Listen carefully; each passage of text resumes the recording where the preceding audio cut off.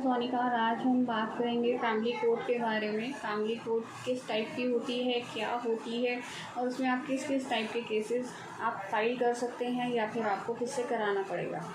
तो दोस्तों वीडियो को एंड तक देखिएगा, तभी आप समझ पाएंगे कि कॉन्सेप्ट क्या है। तो फैमिली कोर्ट, दिल्ली में 2 फैमिली कोर्ट हैं। एक तो 30,000 की कोर्ट है जिसे हम डिस्ट्रिक्ट कोर्ट कहते हैं, साकेत की भी कोर्ट है फैमिली कोर्ट। इन दोनों कोर्ट को फैमिली कोर्ट भी कहा जाता है और डिस्ट्रिक्ट कोर्ट भी कहा जाता है। काफ़ी बार क्या होता है, हम कंफ्यूज हो जाते हैं कि फैमिली कोर्ट क्या होती है, डिस्ट्रिक्ट कोर्ट क्या होती है, तो हमें नहीं पता चलता। बट इसके आपको पता रहेगा कि फैमिली कोर्ट क्या होती है और डिस्ट्रिक्ट कोर्ट क्या होती है, इसलिए मैंने बता दिया। एग्जैक्ट एड्रेस आप ढूंढेंगे तो आपको गूगल पे मिल जाएगा। फैमिली कोर्ट जो है वो 30,000 है, डिस्ट्रिक्ट कोर्ट को भी उसे बोला जाता है 30,000 में, और ऐसे ही साकेत कोर्ट है। अब हम ये डिस्कस करते हैं कि फैमिली कोर्ट में किस किस तरीके के केसेस जाते हैं। फैमिली कोर्ट में फैमिली से रिलेटेड सब तरीके के केसेस चले जाते हैं, जैसे हस्बैंड का वाइफ से डाइवोर्स होना, हस्बैंड का वाइफ को मेंटेनेंस देना, और बच्चे की कस्टडी हो गई, और भाई बहनों के बीच में झगड़ा हो गया, और हस्बैंड, फादर, मदर, इन सब के बीच में जो भी आपकी फैमिली है बेसिकली, इन सब के बीच में जिस तरीके के इश्यूज़ होते हैं वो फैमिली कोर्ट में जाते हैं दोस्तों।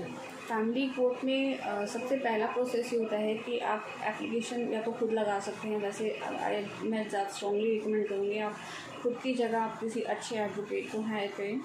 एडवोकेट से आप फैमिली कोर्ट में एप्लीकेशन पटिशन लगवानी होती है, इसे पटिशन बोला जाता है। पटिशन लगवाइए और उस पटिशन के लगने के बाद आपको डेट मिलती है। और उस जो फैमिली कोर्ट बनाई है गवर्नमेंट ने, ये फैमिली कोर्ट इसलिए बनाई है सो दैट घर जो टूट रहे हैं उनके बीच में सेटलमेंट करा के केस को जल्दी से जल्दी निपटाया जा सके।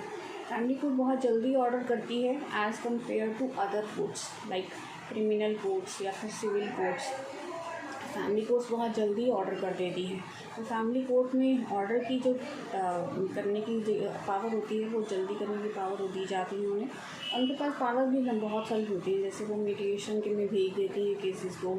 आप मीडिएशन में सेटलमेंट करा लीजिए। आपको पता ही होगा मीडिएशन क्या होता है। मीडिएशन होता है 2 लोगों के बीच में आपस में सेटलमेंट कराने के लिए बैठते हैं जजेस। तो वो जजेस जो होते हैं वो सेटलमेंट कराते हैं दोनों पार्टीज़ के बीच में।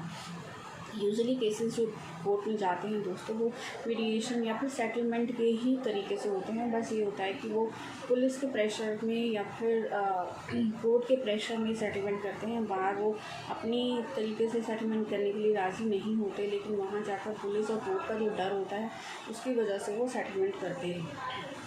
बट मोस्टली केसेस को मैंने देखा है सेटलमेंट से ही किया जाता है। काफ़ी बार तो एडवोकेट जो होते हैं वो क्लाइंट को सेटलमेंट करने ही नहीं देते। काफ़ी बार मैंने ये भी देखा, ये आपने भी शायद देखा होगा, ताकि उनको फ़ीस मिलती रहे।